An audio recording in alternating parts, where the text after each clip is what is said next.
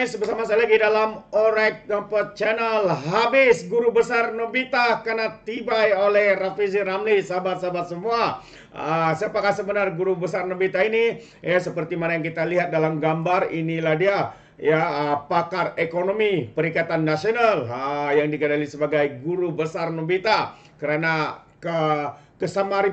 kesama miripan mukanya di sana. Jadi apa yang berlaku hari ini sahabat semua, dia cuba klaim usaha padu yang diusahakan oleh YB Rafizi Ramli. Mungkin ini adalah sifat-sifat pemimpin daripada Pertikaian Nasional. Apabila dilakukan sesuatu yang terbaik daripada pihak kerajaan, mereka akan cuba klaim seperti mana yang dilakukan oleh Razi ini dan juga pengurusi Perikatan Nasional sendiri. Klaim kononnya dia yang menyelesaikan isu Felda itu. Namun bukan itu yang saya kongsikan hari ini, tapi berkaitan dengan apa yang diusahakan oleh Rafizi Ramli. Kita sebentar lagi akan buat konten berkaitan dengan isu klaim Muhyiddin terhadap Anwar Ibrahim.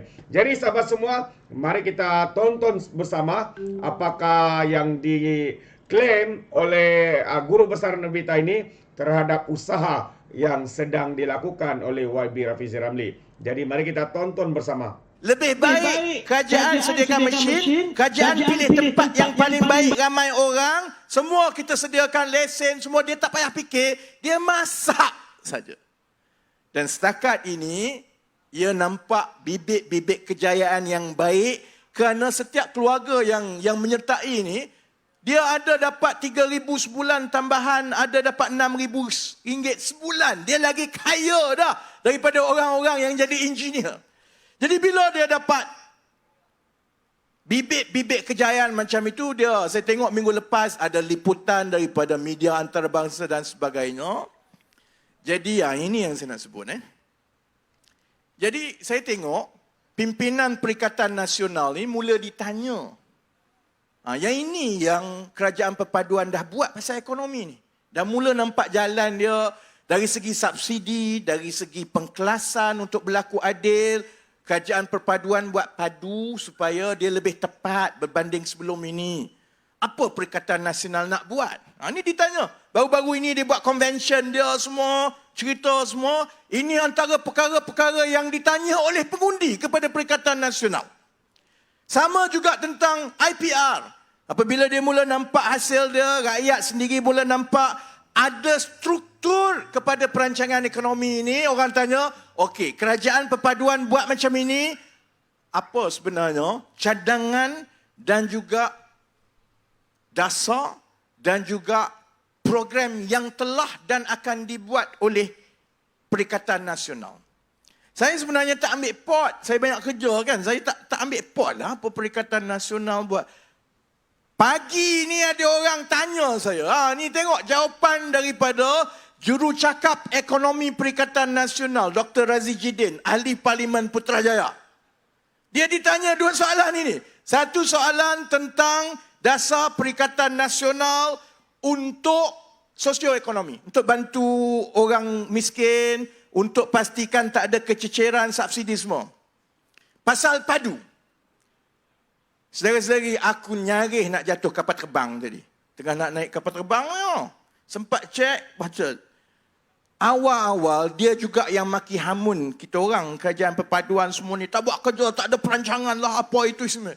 Sekarang ni dah lepas 7-8 bulan ni, dia kena baring dah. Dia kalih kena baring, dia jawab apa dia? Sebenarnya idea tu idea kami, tapi kami tak sempat buat. Sama juga bila kita cerita pasal membasmi kemiskinan. Inisiatif pendapatan rakyat untuk bagi rakyat jana pendapatan. Orang tanya, dia jawab apa? Sebenarnya kami yang mula dulu, tapi kami tak sempat buat habis lah. Saudara-saudari, sebab itu tema sebenar di dalam pilihan raya negeri selepas ini ialah untuk kita bersaing. Kerajaan perpaduan, ada PH, ada BN, ada parti-parti lain masuk bertanding. Perikatan Nasional, ada PAS, ada Bersatu, ada Gerakan masuk bertanding. Kita ada 3 kerajaan negeri yang kita takbir. Perikatan Nasional ada 3 kerajaan negeri yang ditakbir. kerajaan perpaduan sekarang jadi kerajaan persekutuan. Perikatan Nasional pernah mengetuai atau menjadi sebahagian besar daripada kerajaan persekutuan selama 33 bulan. Jadi kita semua ni masing-masing ini ada peluang untuk kita bentangkan kepada rakyat apa yang kita telah buat, apa yang kita nak buat, apa rancangan kita, apa rekod tata kelola kita. Tapi saudara-saudari juga tahu, sekarang ini Perikatan Nasional dia dah kona baring. Pernah saudara-saudari dengar apa-apa daripada pimpinan PAS sampai sekarang untuk membasmi kemiskinan? Saya tengok bila saya panggil semua ahli-ahli parlimen daripada daerah-daerah termiskin di Malaysia, dan daripada banyak daerah termiskin ini memang banyaknya datang daripada yang ahli parlimennya PAS. Dia pelekehkan je soal basmi kemiskinan ini. Bagi dia lah, dia orang ni miskin ni kita tak boleh hapuskan. Dia orang pun tak nak ditolong, dia memang macam itu. Sebab itu masa tu saya tengok je ni kat parlimen ni. Sebab tu saya dah nanti kata patutlah Kelantan 33 tahun jadi macam itu. Dia tak melihat kemiskinan itu sebagai masalah. Sebab itu sampai sekarang kita tak dengar satu patah pun daripada PAS mengenai basmi kemiskinan. Sekarang ini saya ingat Bersatu dah mula goyang. Dia tengok alamak macam mana ini. Cuma Bersatu kona baring dia lagi hebat lah. Dia kata, oh sebenarnya itu idea kami. Cuma kami tak sempat buat. Kami dah rancang lama. Gila lama kau merancang. Kalau Razi Jidin, dia timbalan Menteri Ekonomi daripada Mei 2018. Lepas itu 22 bulan dia jadi timbalan Menteri Ekonomi. Lepas itu dia jadi pula Menteri Kanan 33 bulan. 5 tahun saudara-saudari. Ambor masih merancang. Sama juga dengan basmi kemiskinan. Dia kata yang ini sebenarnya yang Perikatan Nasional buat. Saya nak beritahu dan nak betulkan fakta ini supaya yang muda-muda ini tidak terpengaruh dengan cakap bohong macam ini. Saya masuk, agenda basmi kemiskinan memang jadi agenda kerajaan sejak tahun 1957. Lagipun, dasar ekonomi baru sebahagian besar tu memang kita nak basmi kemiskinan. Memang betul lah basmi kemiskinan ini dasar kerajaan. Yang berbeza bila kerajaan perpaduan ambil alih ialah kita mengenal pasti beberapa perkara. Sebelum ini pendekatannya ialah bagi duit, bagi barang. Lepas tu ikut suka kamu lah. Nak ambil duit, kira kerajaan dah buat kerja lah. Pandai-pandailah kamu. Tapi bila kita tengok dari segi kejayaan, dia mencabar. Sebab untuk orang miskin, untuk keluarkan dia daripada kemiskinan, dia mesti mendapat pendapatan yang berterusan tiap-tiap bulan. Ada dua cara untuk dapat pendapatan berterusan tiap-tiap bulan. Satu, dia bekerja. Dia nak kerja macam mana? Kemahiran dia memang selalunya rendah. Kalau tidak, tak adalah dia miskin. Nak suruh dia berniaga. Satu lagi. Ini yang payah. Sebab memanglah kita boleh bagi modal 10,000, 20,000 bagi barang semua. Tapi itu hanya sebahagian daripada keperluan. Keperluan yang lebih besar untuk berniaga dengan baik ialah kemahiran perniagaan, kemahiran pemasaran, kemahiran mentadbir. Yang itu takkan kita nak serah semua kepada orang-orang miskin ini. Sebab itu dia buka kedai, dapat kedai, 2-3 bulan dia tak dapat untung, dia kaput. Miskin balik. Sebab itu melalui IPR, pendekatannya ialah sebahagian besar daripada risiko perniagaan, risiko modal, risiko berniaga ini perlu ditanggung oleh kerajaan. Kita bentuk infrastruktur dan ekosistem itu supaya orang miskin ini masuk, dia bekerja sebenarnya. Maka dia akan dapat untung sebagai gaji sebab dia tak payah fikir tentang lesen, tentang tempat, tentang bayar gaji, tentang nak urus pekerja. Semua telah diuruskan oleh kerajaan. Dengan cara itu, bila kerajaan bina infrastruktur, kita dengan cepat boleh mengangkatnya pada skala nasional.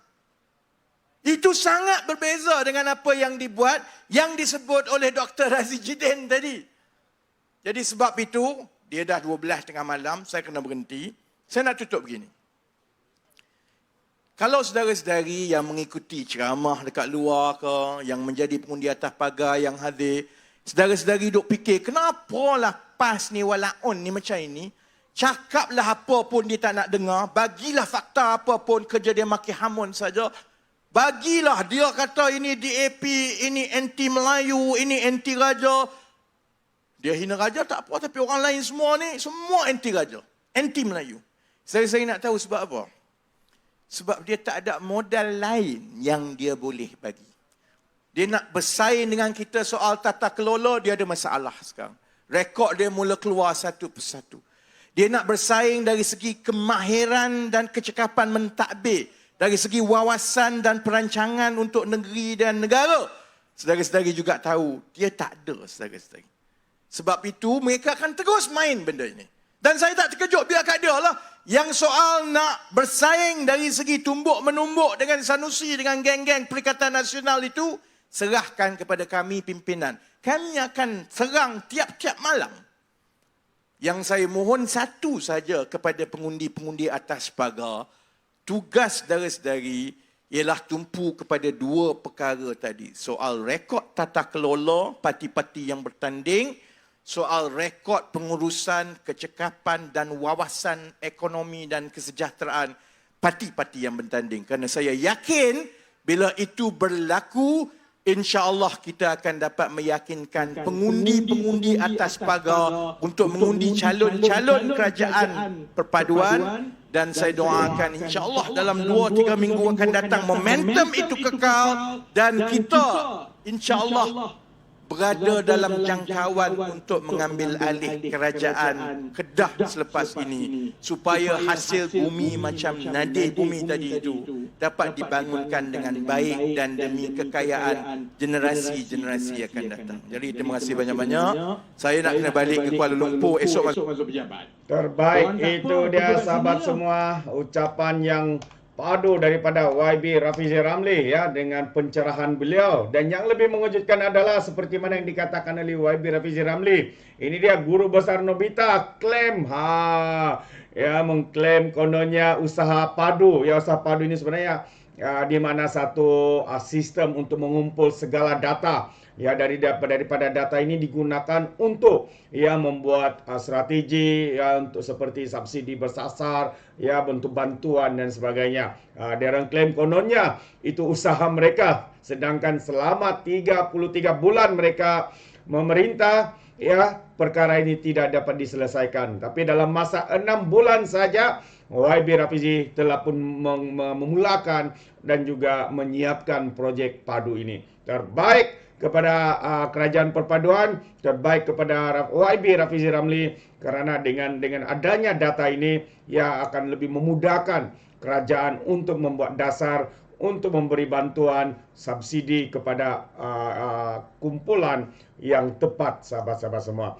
Jadi sampai di sini saja. Saya ucapkan ribuan terima kasih kerana bersama dengan Orang Dapat Channel. Sekiranya sahabat-sahabat ingin memberikan sebarang komen, Anda boleh berikan komen Anda dalam ruangan komen. Tapi ingat, komen dengan cara berhema. Jangan menjadi seperti Walon-Walontit, lebay-lebay dan juga geng sapu bersih. Termasuk juga geng Takut Anwar. Apabila memberikan komen penuh dengan hasutan, kebencian dan juga fitnah melampau. Sepertinya mereka tidak punya otak, mungkin karena otak mereka tertinggal di dasar Laut Cina Selatan. Jadi sampai di sini saja, izinkan saya untuk mengundurkan diri. Dan seperti biasa, peribahasa mengatakan, tak apa pun kangkap, 2 tahun keinginan. Dalam bahasa Melayunya, tepuk dadah, tanya selera. Sekian saya daripada Orang Dapat Channel. Saya kita berjumpa lagi dalam info dan update yang seterusnya. Sekian, bye-bye.